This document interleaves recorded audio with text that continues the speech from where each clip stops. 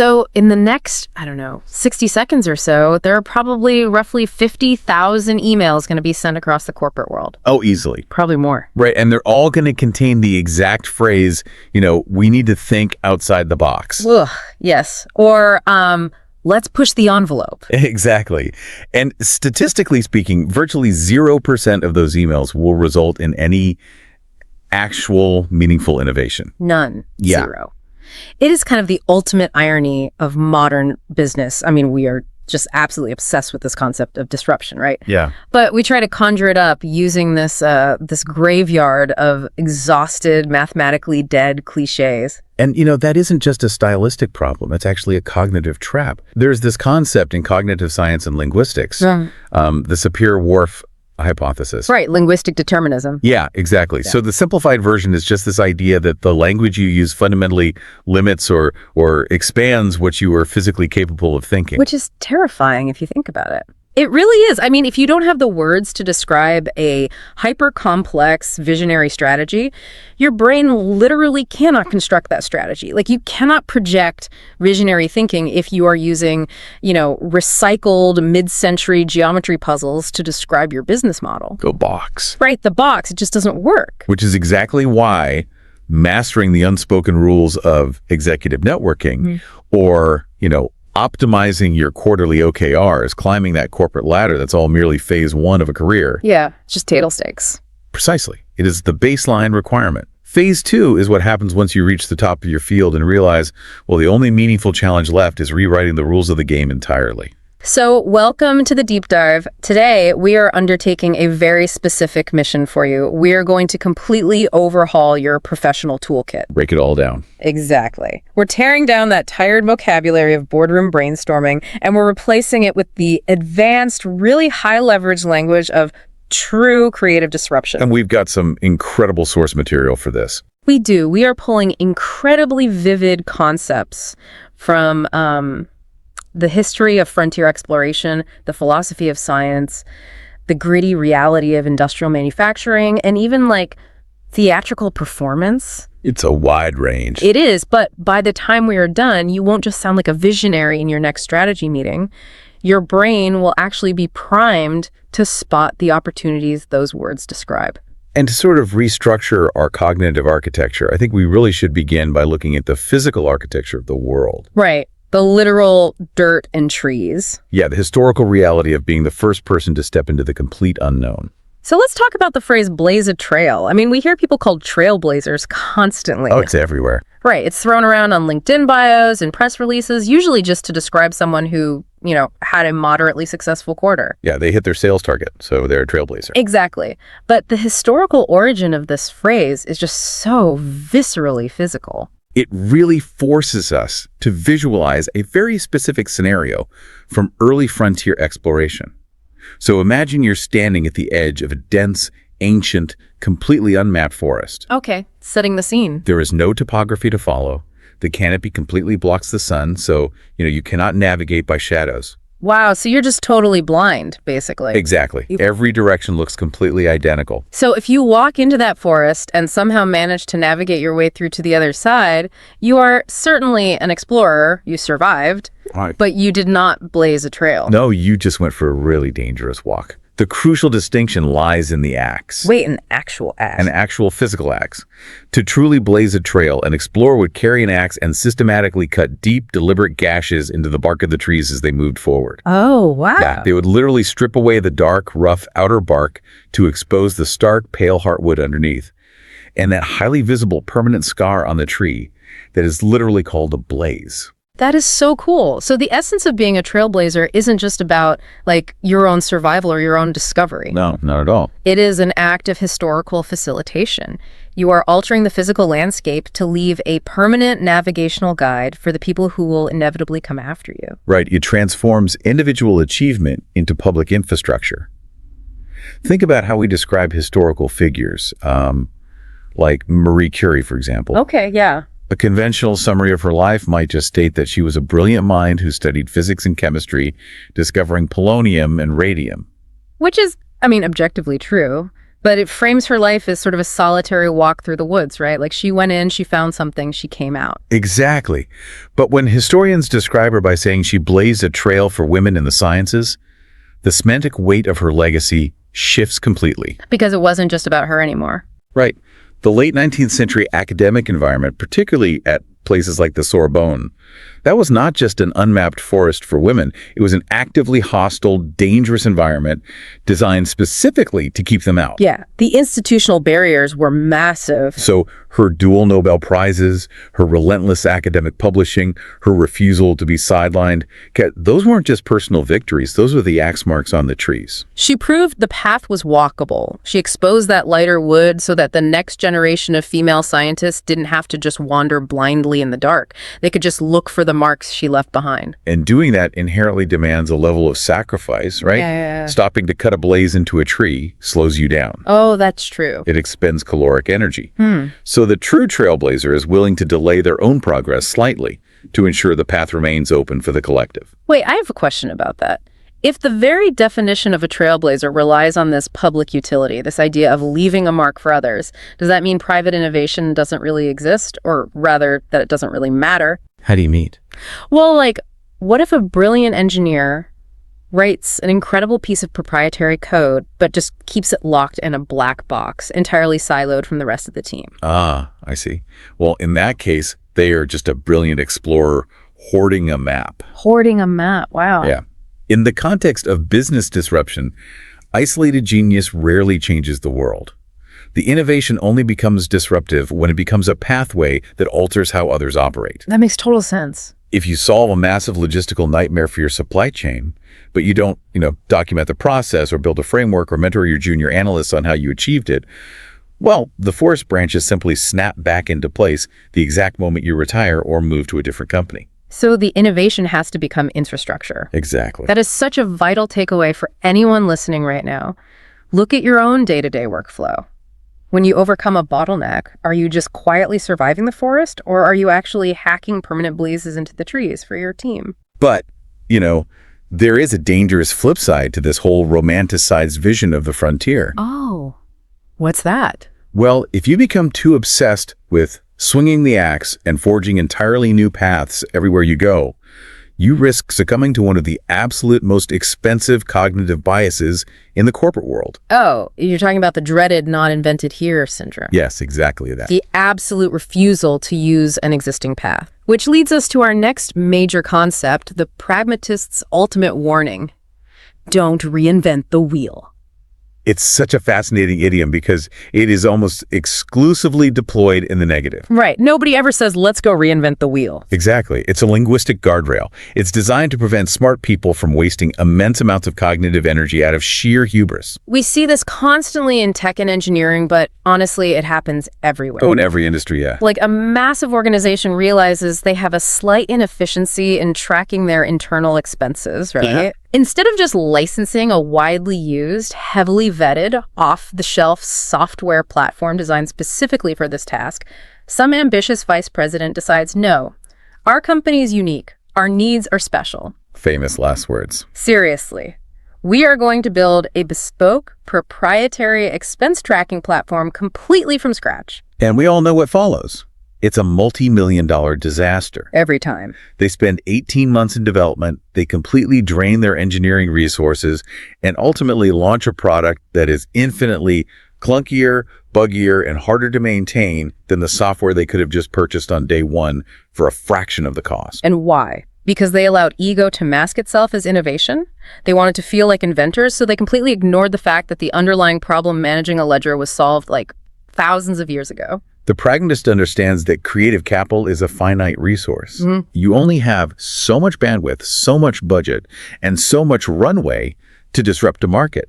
So expending that precious capital on a foundational problem that history's already optimized is just catastrophic. It's like insisting on rewriting the foundational code of the internet just so you can launch a local bakery website. That's a great way to put it. But this creates a really interesting tension, doesn't it? I mean, if we are supposed to be these visionary disruptors, but we are explicitly forbidden from inventing new foundational shapes like the wheel, what exactly are we supposed to be doing? How do we channel that creative energy? We channel it through intense, almost microscopic observation of existing friction. And it's friction, okay. Yeah.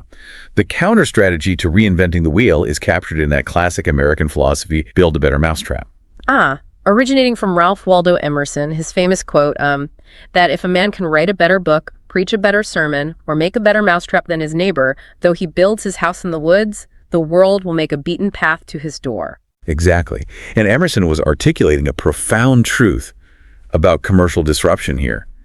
Massive, world-altering success does not require the creation of a fundamentally new category of existence. You don't have to invent a teleporter. Right. You don't need to invent a teleporter to move mice into another dimension. You just look at the mundane, everyday wooden mechanism sitting on the floor, and you relentlessly iterate on its efficiency, its design, and its user experience. Uber and Lyft are the ultimate modern manifestations of this, aren't they? Oh, absolutely. 100%. They didn't invent the concept of paying a human being to drive you from point A to point B in a car. I mean, the taxi industry had been doing that exact thing for over a century.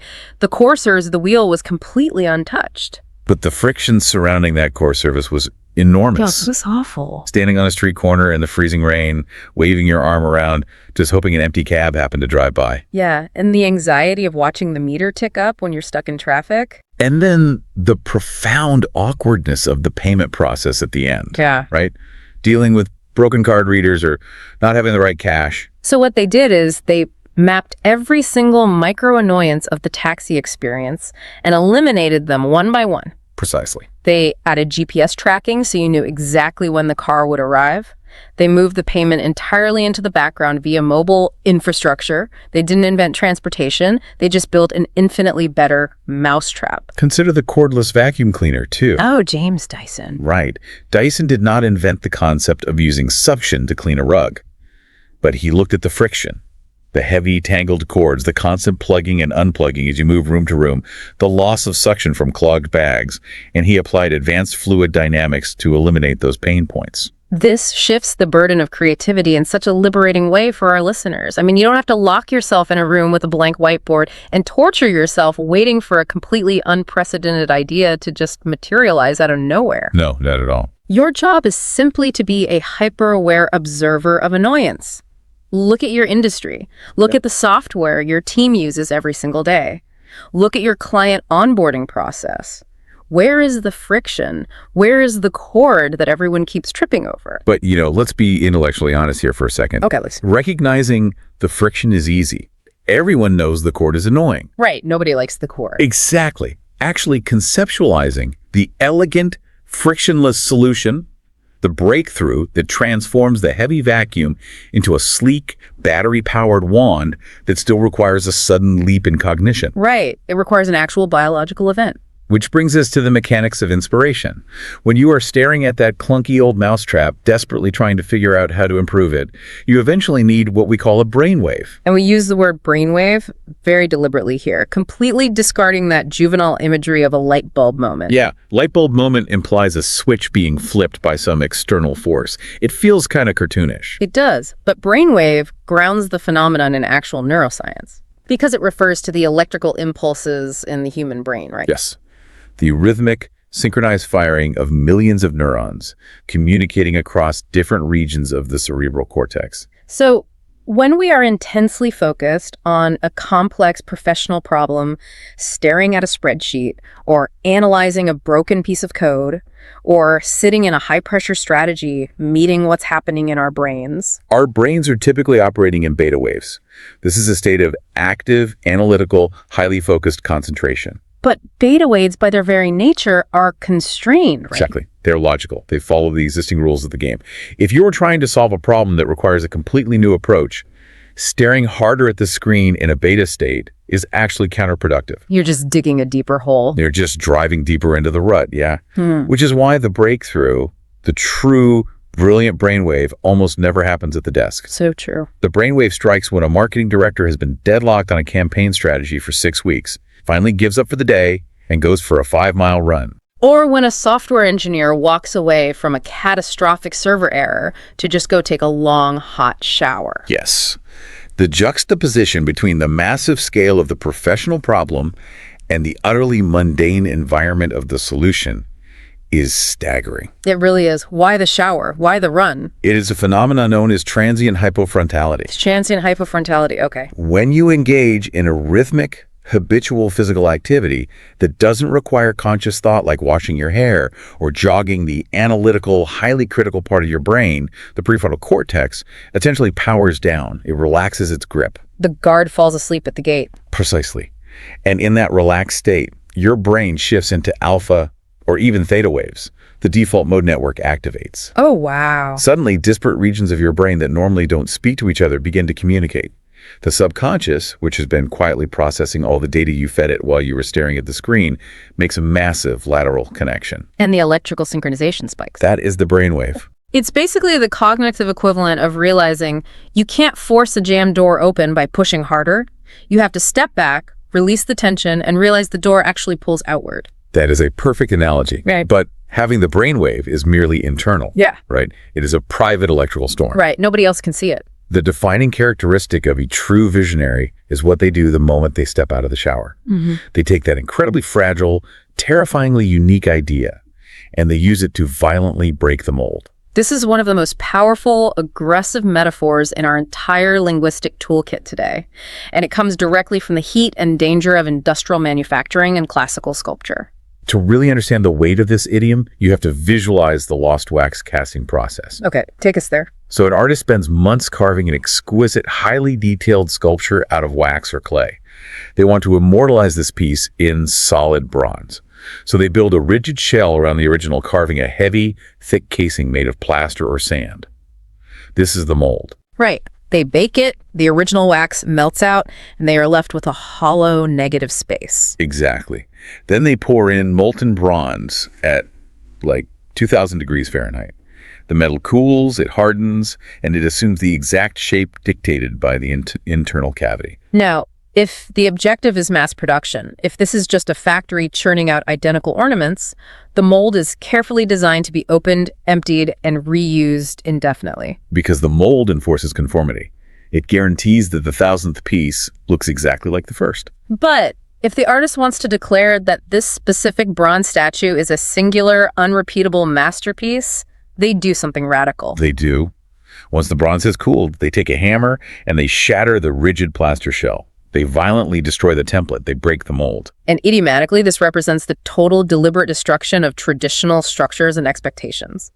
When a business breaks the mold, they aren't just launching a new product. They are invalidating the entire operational template of their industry. Yes. They are making it impossible to go back to the way things were. Look at the sheer devastation inflicted on the traditional banking sector by early digital fintech companies like Chime or Monzo. Oh, that's a brilliant example. Right. Because for literally centuries, the mold of consumer banking was incredibly rigid. It required enormous physical infrastructure. Marble lobbies. Exactly. Marble lobbies, bank tellers, paper deposit slips, waiting 3 to 5 business days for a simple check to clear, and paying absurd overdraft fees just for the privilege of keeping your own money there. That template produced the exact same banking experience, generation after generation.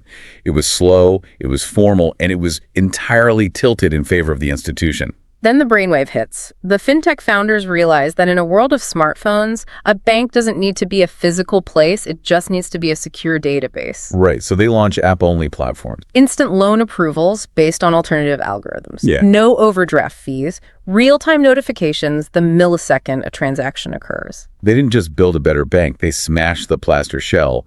They broke the mold of what a financial institution fundamentally is. And this applies to human capital and leadership, too. You see, individuals break the mold of what an executive is supposed to look and act like. Definitely. The traditional template of a Fortune 500 CEO was this austere, highly guarded figure in a bespoke suit, operating behind closed doors on the top floor. Right, communicating only through heavily vetted PR statements. Then you see a new generation of founders who lead with radical transparency. They decentralize their organizational charts, they publish their internal memos publicly, and they might run a multi-billion-dollar empire in a hoodie. They completely break the archetypal mold of leadership. But here's the paradox of this concept, and it's something that often traps young founders. Okay, what is it? If the artist breaks the mold, specifically to guarantee that the masterpiece can never be replicated, how does that translate to capitalism? Business relies entirely on scale. The goal is mass adoption. That's true. If you break the mold and remain a singular, unique entity, you are just a boutique art project. Doesn't the very act of breaking the mold inherently doom a startup to stay small? Oh, wow. That is the ultimate irony of the disruptor's journey, isn't it? Breaking the mold isn't a permanent state. It's a violently transitional phase. Right. You shatter the old template because it is too restrictive for your brainwave. You emerge from the rubble as a totally unique entity. But the market abhors a vacuum, and capitalism is the ultimate copying machine. Exactly. The moment you prove that your unique, broken mold approach is highly profitable, the ecosystem reacts. When those fintech startups proved that consumers desperately wanted app-only banking without fees, they didn't remain unique for long. No, within 36 months, every single legacy behemoth bank on Wall Street was scrambling to build an intuitive app and slash their overdraft fees. The trailblazer breaks the old mold, but by doing so, they unwittingly cast the new mold for everyone else. Today, having a seamless digital banking app isn't breaking the mold, it is the mold. And when that new mold scales, when the destruction of the old template is so absolute and so ubiquitous that it swallows the entire global market, we cross the threshold into our fourth major concept. We graduate from breaking a mold to triggering a paradigm shift. Yes. This is the apex predator of business vocabulary. The apex predator, I love that. It is a phrase with immense, often misunderstood gravity. We see marketing departments throw around words like revolution or disruption when they're just launching, like a slightly different flavor of sparkling water. Right, it's so diluted. But a true paradigm shift is an incredibly rare, macroeconomic, historically defining event. To really understand the weight of the phrase, we have to look at the man who popularized it. The physicist and philosopher of science, Thomas Kuhn. Yes, in 1962, he wrote a landmark book called The Structure of Scientific Revolutions. Right.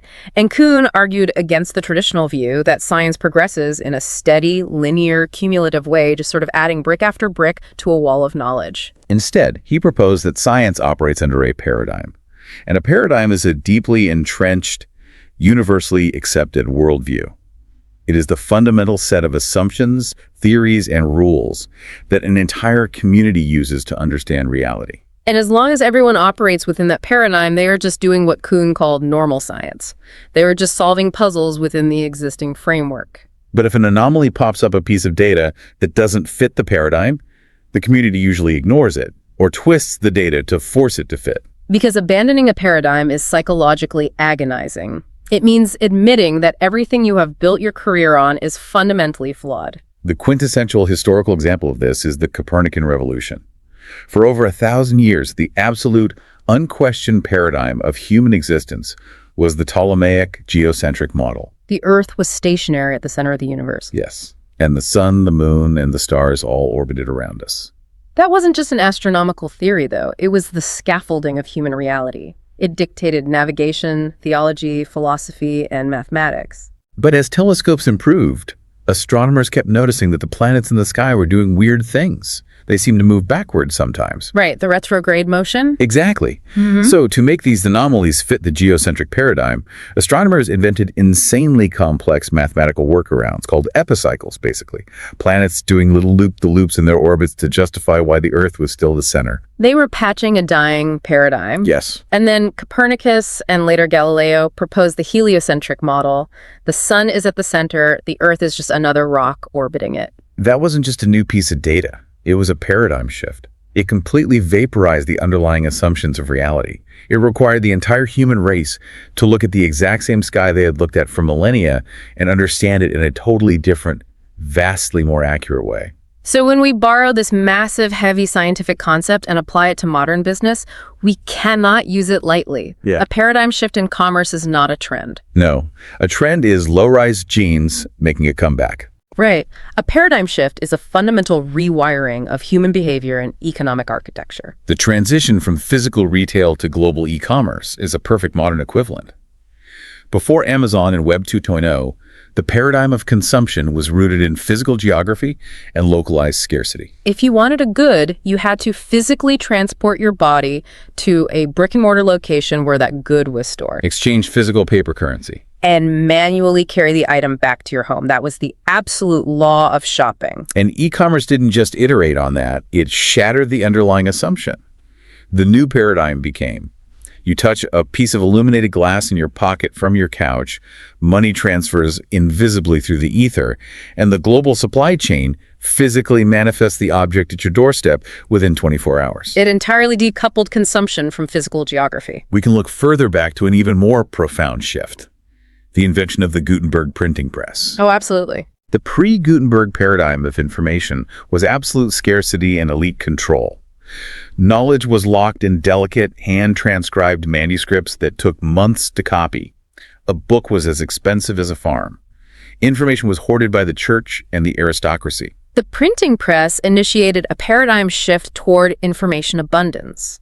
It drove the cost of data replication to near zero, It democratized literacy. which subsequently fueled the Renaissance, the Protestant Reformation, and the scientific revolution itself.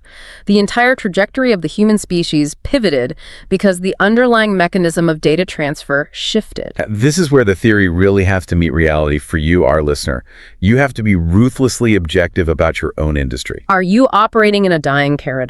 Are you the astronomer desperately drawing mathematical loop-the-loops, trying to force the new data to fit your old Earth-centric business model? Because out there, right now, a competitor has already realized that the sun is at the center. The ability to recognize that the paradigm is shifting before the rest of the market catches on, that is the defining trait of wealth creation. But recognizing the shift is only half the battle. Exactly. Once you see that the tectonic plates are moving, you are still going to face massive resistance from the legacy players, the giant corporations who have billions of dollars tied up in the old paradigm. Right. So how do you, as a smaller, more agile disruptor, actually defeat them? You outmaneuver them by altering the psychological battlefield.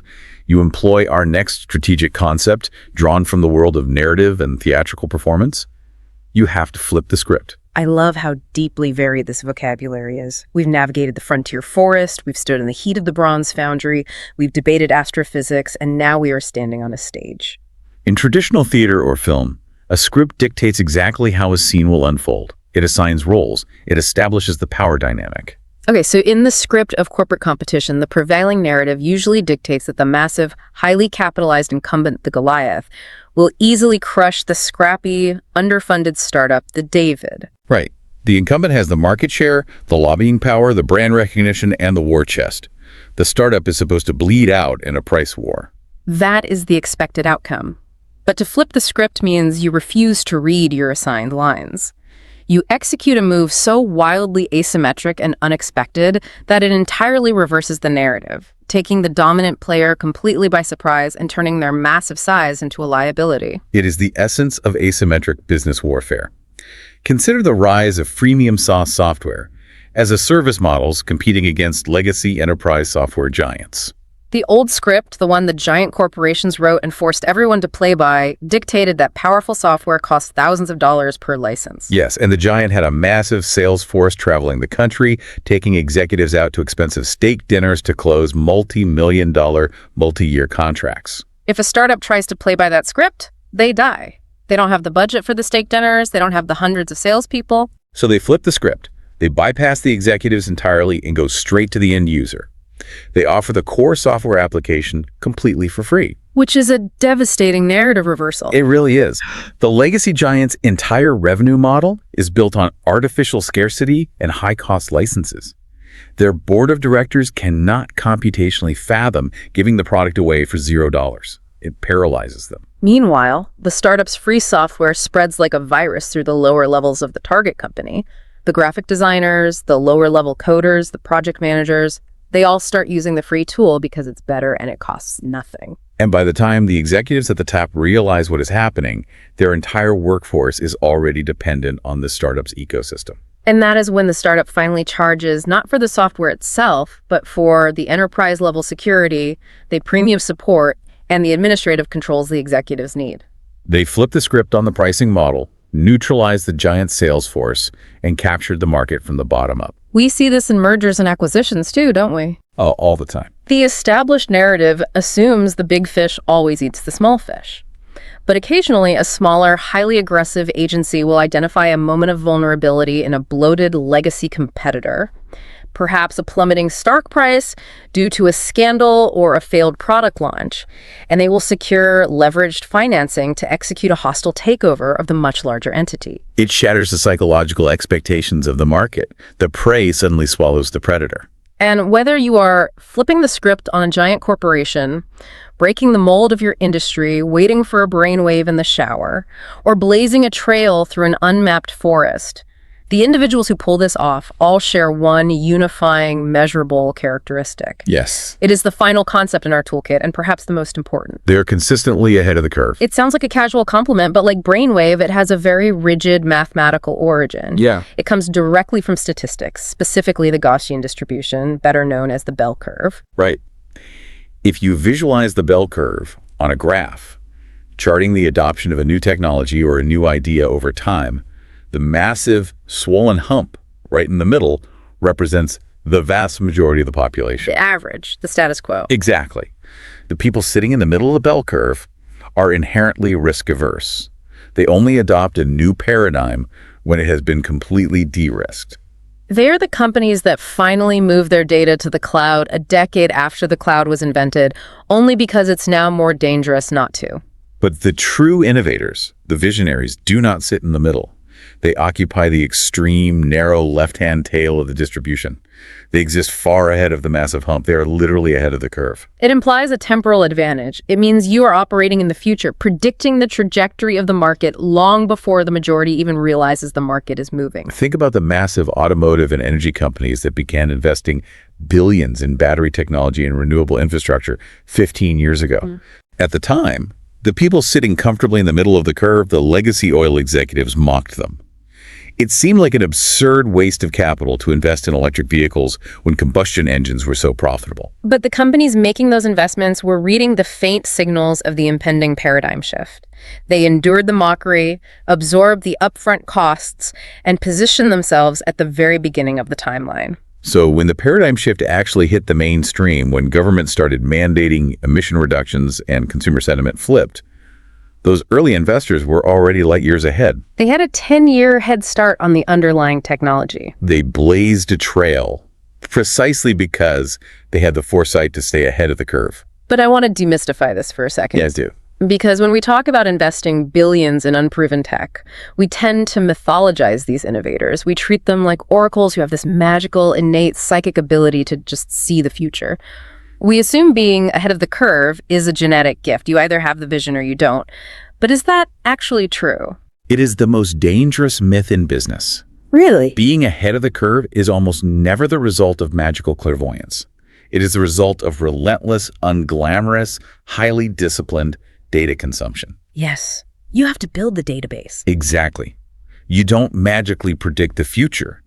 You observe the present with such granular intensity that the logical next step becomes mathematically obvious to you months or years before it becomes obvious to the people who aren't paying attention. It's why the most effective habit of a disruptor isn't necessarily meditating on a mountain. It's aggressively reading dense industry journals every single morning. It's studying adjacent industries. It's tracking minute shifts and obscure consumer behavior metrics. Remember our discussion about the brainwave? Yeah. The default mode network cannot make a brilliant subconscious lateral connection if it has no raw material to work with. The shower doesn't magically generate the answer. The shower just allows your brain to synthesize the hundreds of data points you painstakingly acquired by reading those journals while everyone else was asleep. The discipline of ingestion is what puts you ahead of the curve. You are feeding the machine so that when the moment comes, the brainwave is inevitable. Which brings our journey full circle. We have covered an immense expanse of conceptual territory today. Let's synthesize this new linguistic architecture for you. We began by stripping away the illusion that survival is enough. To truly blaze a trail, you must move beyond personal success and endure the physical labor of altering the landscape, leaving a permanent infrastructural guide for the next generation. But we tempered that ambition with the pragmatist's reality check. We recognized the ego-driven danger of wasting precious capital to reinvent the wheel.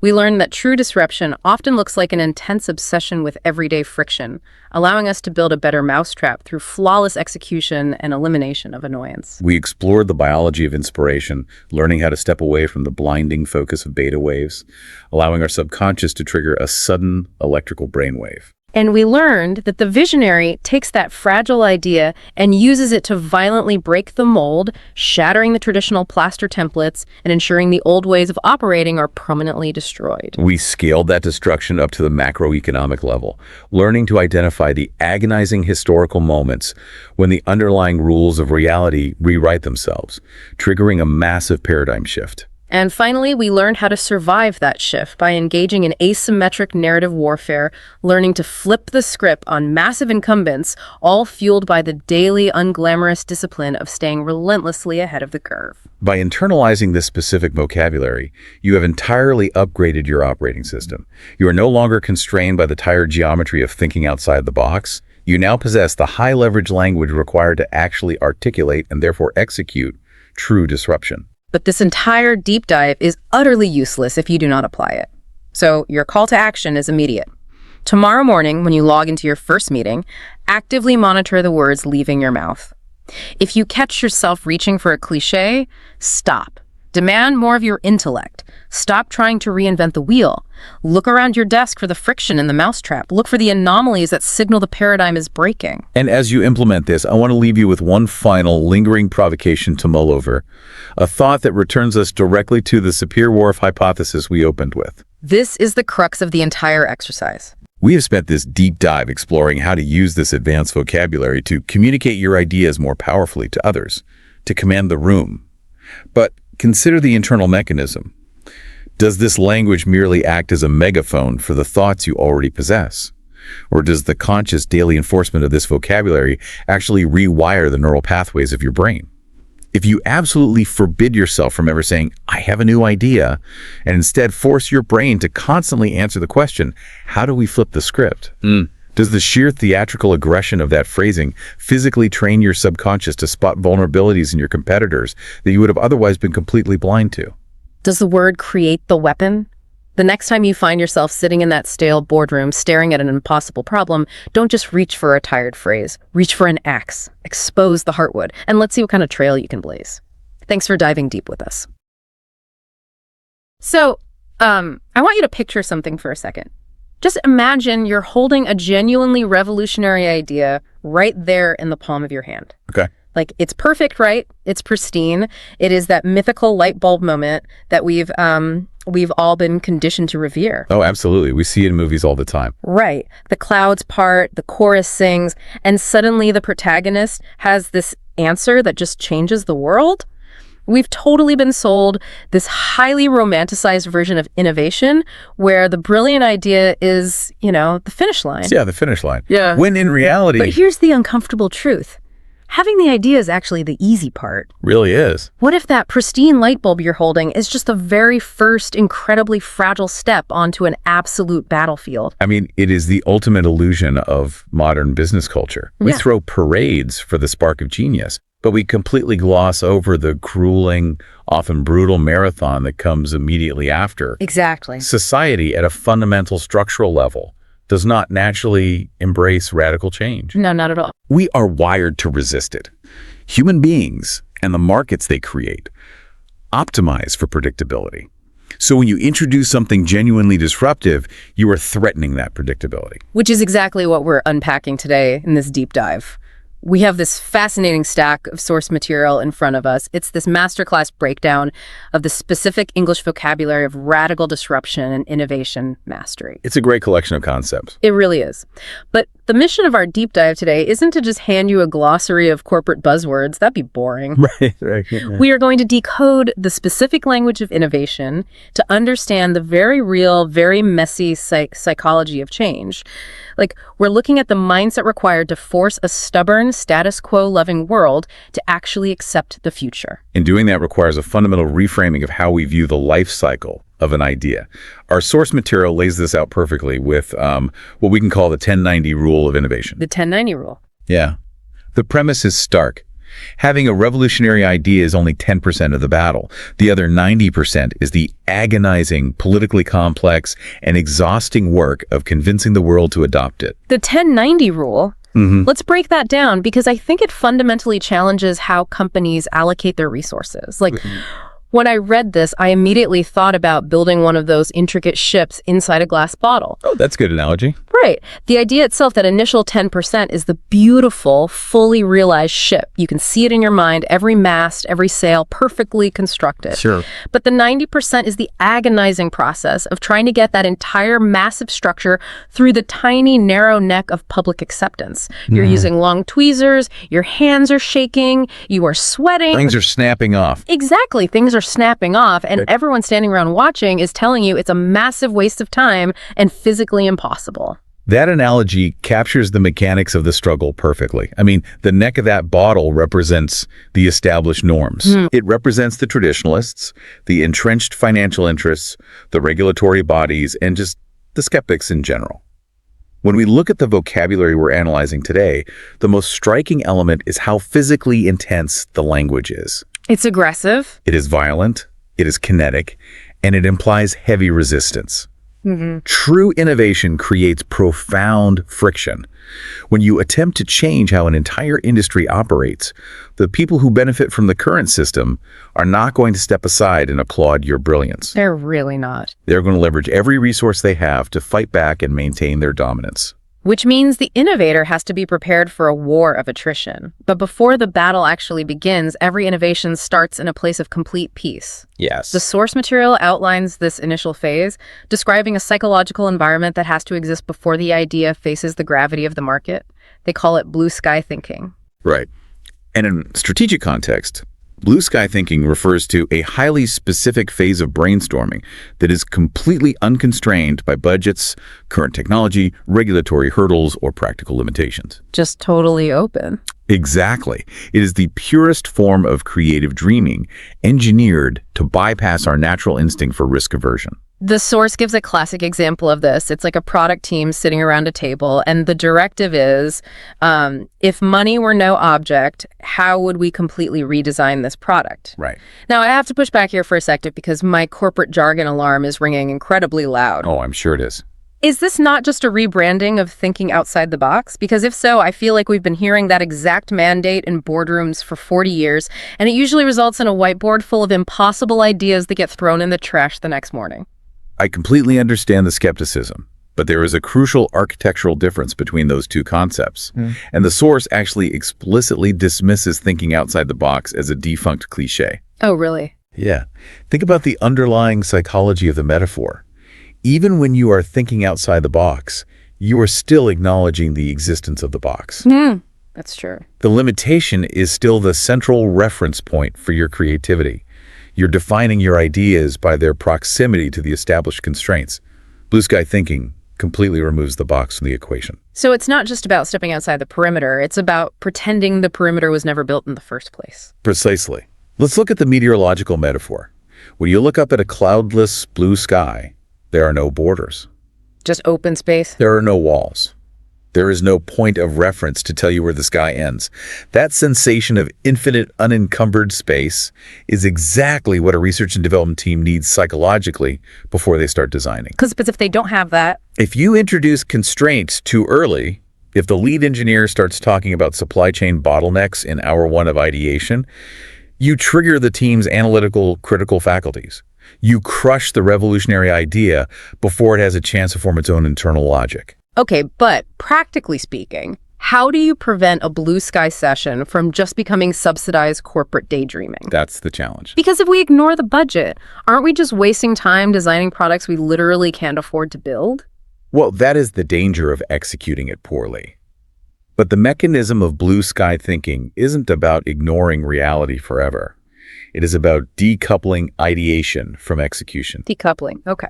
You use the blue sky phase to discover the ideal end state of a product. Once you know what the perfect version looks like, then you reintroduce the constraints. Oh, I see. You bring the budget back into the room and ask, okay, we can't afford the titanium casing we dreamed up in the blue sky phase. Yeah. How do we achieve 90% of that functionality using aluminum? Oh. You are working backward from perfection rather than working forward from limitation. That makes a lot of sense. You establish the Northern Star before you look at how much fuel is in the tank. Okay, good. But eventually, you do have to look at the fuel gauge. The blue sky phase ends, and the gravity of the real world hits you.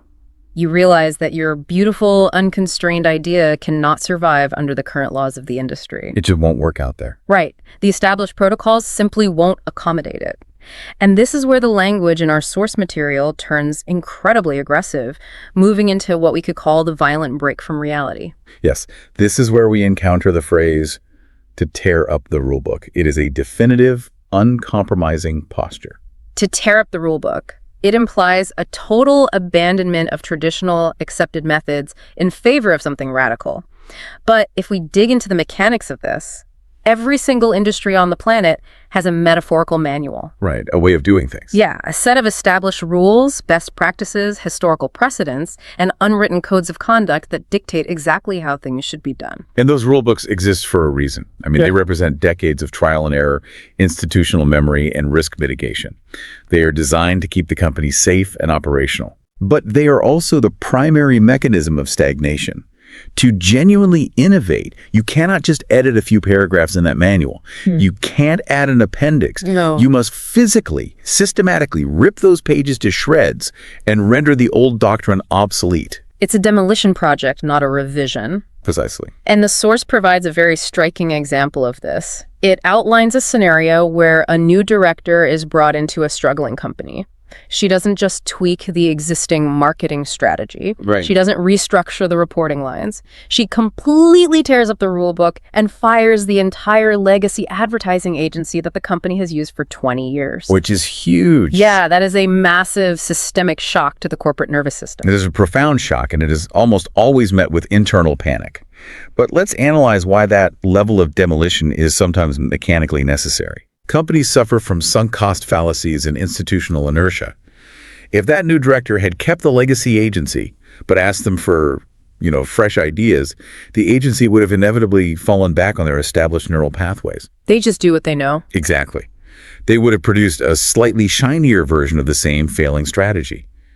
By firing them and tearing up the rulebook, she removed the infrastructure of the old way of thinking. She created a vacuum that forced a new approach. But creating that vacuum immediately triggers a counter-reaction. The moment you tear up the rulebook, you are no longer operating in the safe, theoretical space of blue sky thinking. No, the safety is gone. You are actively threatening the equilibrium, which leads us to the next phrase in our source. Your actions will inevitably fly in the face of convention. It is a brilliant illustration of the sheer friction of innovation. To fly in the face of convention means to actively oppose what is generally expected, traditional, or accepted by the majority. Let's unpack the imagery here, because I think it beautifully illustrates the physics of disruption. Imagine a bird attempting to fly forward, but there is a violent, howling headwind blowing directly against it. Okay. The bird isn't passively disagreeing with the wind. It isn't finding shelter.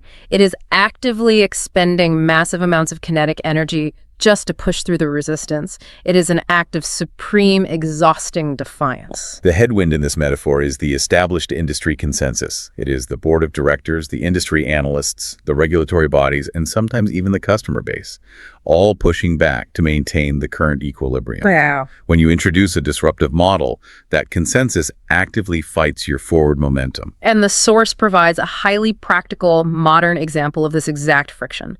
The implementation of an unlimited paid time off policy. Well, this is a great example. Now, think about the mechanics of unlimited PTO. For a century, the corporate rulebook dictated that human capital is managed through tight, measurable control of time. You track every hour, you accrue vacation days based on tenure, and management holds the absolute authority over the schedule. Right, time is money. Exactly. Coming in and saying, take whatever time you need, just ensure the deliverables are met, well, that flies directly into a hurricane of traditional human resources doctrine. It challenges the very foundation of industrial era management, which equated time in seat with productivity. But let's examine why flying in the face of that specific convention can actually yield results. Okay. When a company successfully implements unlimited PTO, they are fundamentally shifting the metric of success from input to output. They are transferring the burden of trust from the macro-level policy down to the micro-level individual. I have to challenge that, though, because I've read studies showing that in many companies with unlimited PTO, employees actually end up taking less vacation. That's true. They get paralyzed by the lack of clear boundaries, or they feel a subtle pressure to always be on, so they just burn out. It sounds great in a blue sky session, but in reality, it doesn't just create a toxic culture of unspoken expectations. That is precisely the risk, and it perfectly illustrates the danger of the headwind. If you implement unlimited PTO but maintain a culture that secretly punishes people for not being online at 8 p.m., the policy fails catastrophically. It just completely backfires. Exactly. The mechanism only works if you completely tear up the corresponding cultural rulebook as well. You have to decouple compensation and performance reviews from hours worked and tie them exclusively to objectives and key results. So the whole system has to change. Yes. The leaders have to visibly take 3-week vacations to model the behavior. If you fly in the face of convention without changing the underlying architecture of your business, the wind will simply blow you backward. That is a phenomenal point. You can't just change the policy, you have to change the architecture that supports it. Because flying directly into that wind requires incredible stamina. It guarantees aggressive pushback. Always. But if the architecture holds, flying into the wind is sometimes the only way to reach a new geography for your industry. And reaching that new geography invariably means you are leaving a lot of destruction in your wake.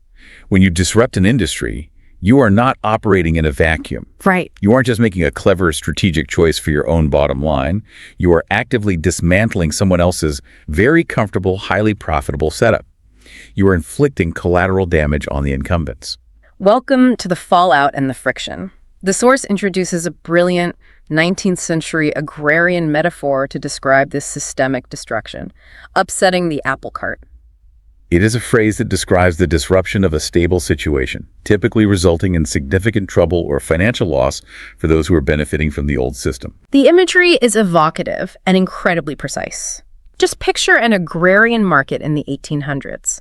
A vendor has spent hours meticulously stacking hundreds of shiny red apples into a wooden cart. A perfect pyramid? Yeah. They are balanced perfectly, creating a highly efficient, profitable, and stable microeconomy. The vendor knows exactly how much revenue that cart will generate today.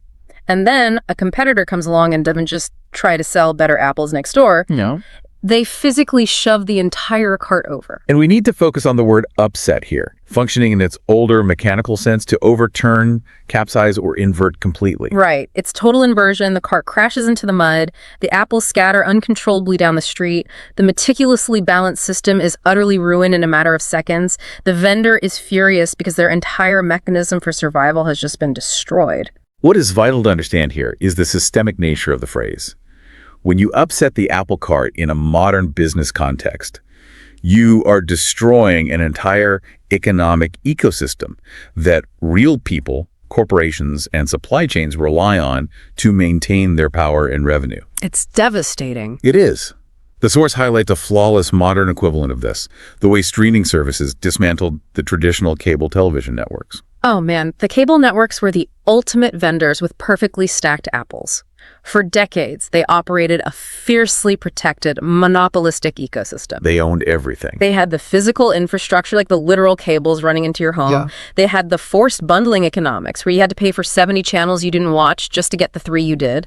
They controlled the highly lucrative, inescapable advertising slots. It was a fortress of profitability. It was a perfectly balanced equation designed entirely for the benefit of the distributor, not the consumer.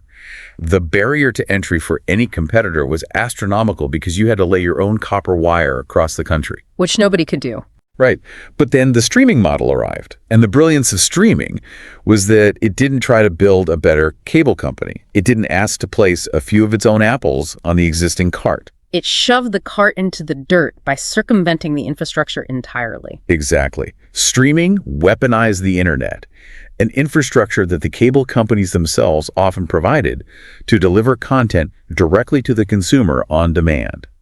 It dismantled the forced bundles.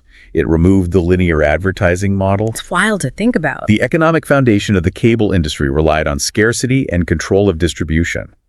Streaming introduced infinite supply and user-controlled distribution. The chaos for the legacy networks was absolute, and they are still, fundamentally, scrambling in the mud trying to pick up their ruined apples. They really are. They are trying to build their own streaming platforms now, but the fundamental economics of their original cart are gone forever. Right. It is a brutal reality of innovation. Someone always loses their comfortable position. Always. But I want to pivot our focus slightly. Upsetting the apple cart is a macro-level, systemic disruption. It's what happens to the industry at large. But what about the micro-level? The internal struggle. Yeah, what about the people inside your own company when you are forcing this kind of radical modernization? That is where the source transitions from the agrarian metaphor to the avian, introducing the concept of ruffling feathers. While the apple cart represents the structural, economic disruption, ruffling feathers represents the deeply human, psychological cost of change. To ruffle feathers means to irritate, annoy, or deeply offend people, typically by challenging their authority, questioning their expertise, or forcing a change they vehemently dislike. And the physical origin of the metaphor is highly instructive. Think about the physiological reaction of a bird when it perceives a threat, feels cornered, or becomes agitated. Okay. Its immediate instinct is to puff up its feathers to appear larger and more intimidating. The plumage becomes untidy, chaotic, and ruffled. It's a biological defense mechanism against perceived danger. Precisely. When you introduce a radical new protocol in a workplace, the human beings who are comfortable with the old methodology will experience a very similar physiological and psychological reaction. They feel threatened. Their status, their expertise, and their sense of security are being threatened. They will puff up, they will become defensive, territorial, and actively resistant. The source grounds this in a very relatable, highly common workplace scenario. It notes, I know implementing this new AI software is going to ruffle a few feathers in the accounting department, but we have to modernize. It's a perfect example. Let's dissect the psychology of that specific room.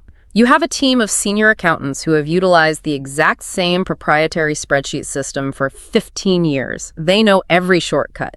They are the gatekeepers of that system. They hold the power. Yeah, their value to the company is inextricably linked to their mastery of that specific legacy process. And you walk into that room and announce that an artificial intelligence model is going to automate 60% of their workflow starting next Monday. You are not just changing their software, you are threatening their professional identity. But how does a leader actually manage that? Because if I'm leading that implementation and I see my entire accounting department puffing up their feathers and threatening to quit, my instinct is to back down. Of course. My instinct is to compromise and say, okay, we'll only automate 10%. How do you push through without just completely bulldozing your employees and destroying morale? It is the tightrope walk of change management. The source points out a vital truth. A strong leader cannot be paralyzed by the fear of interpersonal friction. Okay. If your primary objective as a manager is to ensure everyone's feathers remain perfectly smooth at all times, you will never upset the apple cart. You will oversee a very polite, very comfortable march into obsolescence. You have to accept that a certain degree of friction is the mandatory tax you pay for modernization. Interpersonal friction is the tax you pay for modernization. I want to highlight that. But surely there is a difference between necessary friction and just being a toxic, tyrannical leader. Oh, absolutely. The difference lies in the implementation of the change. A toxic leader forces the AI on the accounting department, devalues their past contributions, and dismisses their anxiety. Right, which just makes them more defensive. Exactly. A transformative leader anticipates the ruffled feathers and manages the psychological transition. They sit down with the accounting team and say, look, this AI is going to handle the rote data entry that you all hate doing anyway. Framing it as a benefit. By automating the basement level tasks, we are freeing you up to do high-level financial forecasting and strategic analysis. Your role is elevating from data processor to strategic advisor. You have to re-anchor their sense of professional value to the new system. You have to show them that the new system doesn't make them obsolete. It makes them more powerful. Exactly. But even with the best change management, the environment is going to be volatile. So, let's synthesize where we are in this journey. We started with the unconstrained blue sky dream. We core up the industry rulebook. We chose to fly into the face of a howling headwind of convention. Yes. We've upset the economic apple cart, and internally, the traditionalists have their feathers thoroughly ruffled. It is a hostile, chaotic, rapidly shifting environment. How does a disruptive company actually survive the mechanics of this chaos? Survival in a highly volatile environment dictates that a company cannot afford to be bureaucratic, rigid, or slow in its decision-making. If they operate like a traditional legacy corporation, they will be outmaneuvered and crushed by the incumbents fighting back. They move too slow. Right. They must develop supernatural agility. The source captures this mechanical requirement with the phrase pivoting on a dime. Pivoting on a dime. The definition is to change your strategy, your product offering, or your entire business model instantly, within a microscopic amount of space or time, without losing any forward momentum. It's a great phrase. The imagery of this phrase is fascinating. It's this incredible mashup of kinetic physics, the sudden, sharp rotational movement of a pivot, and a financial metaphor, the dime, which is the smallest physical coin in American currency. The mental image of executing a massive, heavy corporate shift while balancing on a surface area that tiny is just mind-boggling. It implies a total eradication of friction in the strategic decision-making process. Large, traditional companies turn like massive cargo ships. They require miles of ocean and agonizing minutes of lead time just to adjust their course by a few degrees. Right. Disruptors have to turn like high-performance sports cars. And the ultimate globally experienced example of this agility is exactly what the source highlights, the reaction of the restaurant industry during the initial wave of the global pandemic. Oh, what a chaotic time. It points out how, when the lockdowns decimated physical foot traffic overnight, the best, most agile restaurants pivoted on a dime and transformed themselves into premium, logistics-driven delivery services within 48 hours. Let's really analyze the mechanics of that specific pivot, because it wasn't just about moving fast. It was about the underlying architecture of those businesses. How so? Well, a high-end dine-in restaurant is a massively complex operation. You have front-of-house staff, specific pleasing aesthetics, carefully curated ambiance, and a supply chain built for physical dining. In a matter of hours, the regulatory environment and consumer behavior turned completely against them. Their entire rulebook was spontaneously incinerated. Exactly. The restaurants that failed were the ones that operated like cargo ships. They formed committees. They debated the profit margins of delivery apps for weeks. They waited for the environment to return to normal. Which it never really did. No. The ones that survived executed a pivot on a dime. But here's the critical insight. True agility isn't just about speed. It is about the modularity of your business architecture. Modularity. Okay, explain how that applies to a restaurant. The restaurants that successfully pivoted within 48 hours had already intuitively decoupled their systems. They viewed their kitchen not just as an attachment to a dining room, but as a modular production engine. Almost like a software API, they could route its output anywhere. Oh, wow. When the dining room shut down, they didn't have to redesign the engine. They just rerouted the output to a fleet of delivery drivers. They instantly sourced specific packaging designed to maintain heat and texture. They integrated high-volume delivery software over a single weekend. They repurposed their front-of-house staff into logistics coordinators. It's incredible, and I think there's a crucial strategic nuance we need to clarify here. A pivot is not a retreat, is it? Like when a company pivots on a dime, it isn't an admission of defeat. Far from it. In the context of innovation strategy, a pivot is a calculated redirection of kinetic energy designed to save the revolutionary idea. It's survival. It is an acknowledgement that the initial path at execution is blocked, but the ultimate destination, the survival and growth of the business, remains the same. You pivot on a dime to maintain momentum when the terrain suddenly changes. And if you execute that pivot successfully and you navigate the ruffled feathers and your radical idea finally finds its footing and achieves product market fit, the results are rarely just incremental. No, they're massive. You don't go through all that agony just to see a 3% increase in quarterly revenue. According to our source material, when tree disruption lands, you achieve a quantum leap. A quantum leap, a massive, spectacular advancement that skips several steps of expected evolutionary progress entirely. I love this because we have taken quite the linguistic tour today. We really have. We started in meteorology with blue skies, we moved to agriculture with apple carts, we studied avian biology with ruffled feathers, and now we are hijacking metaphors directly from theoretical quantum physics. It is a testament to how difficult it is for the English language to capture the sheer scale of technological disruption. We have to borrow from the extremes of science. And the physics metaphor is essential to understanding the magnitude of this kind of change.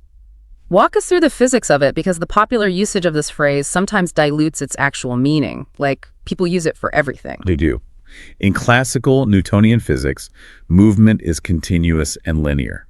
If you want to move an object from point A to point C, that object must physically travel through point B. If you're walking up a staircase, you must step on the second step to get to the third. Makes sense. But in quantum mechanics, the rules change entirely. When an electron moves from a lower energy state to a higher energy state, it undergoes a quantum leap. It disappears from the lower level and instantaneously materializes at the higher level without ever existing in the space between those 2 points. It is literal, instantaneous teleportation. It's not walking up the stairs faster. It is standing on the ground floor and spontaneously materializing on the roof. Exactly. So when we deploy the phrase quantum leap in the context of technology or business strategy, we are describing an advancement that violently defies the normal, gradual pace of linear progress. It breaks the rules of time, basically. It is an innovation so profound that it makes the previous iteration and all the expected incremental improvements of that iteration completely obsolete overnight. The source material contrasts two different eras of technological advancement to illustrate this beautifully. It points out that the transition from 3G to 4G internet on our mobile devices was a significant improvement. Huge improvement. It was faster, it enabled better video streaming, it was objectively better, but it was linear progress. We walked one step up the technological staircase. It was an evolution of the existing paradigm. But the invention and deployment of generative artificial intelligence for software engineering, that is categorized as a true quantum leap. The distinction is vital for understanding market dynamics. 4G allowed you to load a web page with less latency. Generative AI fundamentally rewrote the relationship between human cognition and machine capability. It's totally different. It didn't just make coding faster. It allowed computers to actively generate original code, synthesize text, and create art based on natural language prompts. It completely skipped several predicted generations of software development. It teleported us past decades of assumed incremental progress, and it forced every single competitor in the market to either instantly adapt to the new reality on the roof or die on the ground floor. That is the compounding effect of a quantum leap. It doesn't just advance the creator, it instantly deprecates the entire existing market landscape. Okay, this brings us to the natural climax of our deep dive. We've examined the mechanics of survival, the required agility, and the staggering reality of these quantum advancements. But we have to ask, where do these quantum leaps actually happen? That's the big question. Where is the laboratory for this kind of economic teleportation? Because they certainly do not happen in the safety of the mainstream market. They don't happen in the comfortable middle ground where the rules are established and the revenue is predicted. Not at all. They happen at the very absolute limits of human capability, in a space where the danger is not metaphorical, but incredibly real. We are entering the final concept of our source material, the ultimate frontier. They call it the bleeding edge. The bleeding edge. It is strictly defined as a strategy, product, or technology that is so profoundly new, so advanced, and so highly experimental that it carries an extreme, almost irrational degree of risk and unpredictability. Now, I need to interrogate this term because the corporate lexicon is completely saturated with companies claiming to be on the cutting edge. Oh, every startup says that. Right. Every B2B software startup with a sleek website claims their product is cutting edge. Why isn't that sufficient for true innovators? Why do we have to escalate the language from something that cuts to something that actually bleeds? It is one of the most brilliant and brutal nuances in the English business vocabulary. Wow. Cutting edge implies the very forefront of a trend or innovation. Yes. Think of the sharp edge of a machete, successfully clearing a path through a jungle. It is new, it is leading the way, but it is relatively safe, functional, and proven. The tool works as intended. The market has accepted it. Correct. But the bleeding edge is a much more intense, advanced, and precarious variation of the phrase. It carries distinct medical and physical implications. When you are operating on the bleeding edge, the technology has absolutely not been perfected. It's raw. The path hasn't just not been cleared, it is actively dangerous to traverse. The pioneers who are pushing this boundary might literally bleed, meaning they're highly likely to lose absolute fortunes, ruin their professional reputations, or face catastrophic, highly public failures while trying to figure out if the technology even obeys the laws of physics. Wow. It is the difference between being a highly skilled surgeon using a sharp, sanitized scalpel to perform a routine operation, and being the very first person in history to try and invent the concept of a scalpel while actively performing open-heart surgery in the dark. Exactly. You were almost certainly going to get cut. That is the exact reality. Yeah. The bleeding edge is defined entirely by its casualty rate. You are paying what we could call the pioneer tax. The pioneer tax. The source provides two incredibly stark case studies to illustrate this specific danger. Let's look at the modern example first, investing in and developing Neuralink technology today. Right, the brain-computer interfaces. The attempt to physically seamlessly connect the human cerebral cortex to external computational devices. This is wildly unpredictable. It is ethically a minefield. It is technologically precarious. The regulatory frameworks do not even exist yet. It's the Wild West. It is not just cutting-edge neuroscience. It is the absolute bleeding edge. And because it is the bleeding edge, the companies pioneering it are absorbing massive amounts of risk. They are burning billions in R&D with no guarantee of a consumer product. They face intense public scrutiny every time an animal trial yields mixed results. And the public reaction is intense. The market is not ready for it, and the technology is barely viable. But if they achieve a quantum leap, they will literally redefine human evolution. But the reality is, many of them will fail. Which brings us to the second example from the source, which is a fantastic historical cautionary tale that perfectly proves your point about the massive casualty rate on the frontier. Ah, yes, the 90s. The source points to the development of virtual reality in the early 1990s. Now, we look at VR today, Oculus, Apple Vision Pro, and it is somewhat normalized. It's on the cutting edge, but it's a functional consumer product. But in 1995... In 1995, it was the definition of the bleeding edge. Absolutely. Let's really analyze why that was. Companies like Sega and Nintendo poured vast resources into VR back then. Nintendo released the Virtual Boy, but the underlying foundational technology simply had not crossed the threshold of viability. But the microprocessors weren't fast enough, the screens couldn't render high-resolution environments, and the latency, the delay between turning your head and the screen updating was significant. The headsets were incredibly bulky, the graphics were essentially just red wireframes on a black background, and the latency physically induced severe nausea and headaches in the users. They literally made people sick. They assumed the consumer would accept physical pain and discomfort for the novelty of the experience. They were catastrophically wrong. Because they were operating on the bleeding edge, they misjudged the friction. They assumed they could force a quantum leap before the underlying mechanics of the technology could support it. And what was the result? As the source notes, many companies completely bankrupted themselves trying to perfect it in the 90s. The Virtual Boy was a massive commercial failure that damaged reputations and hemorrhaged capital. A total disaster. They literally bled out financially because they were 15 years too early to the market.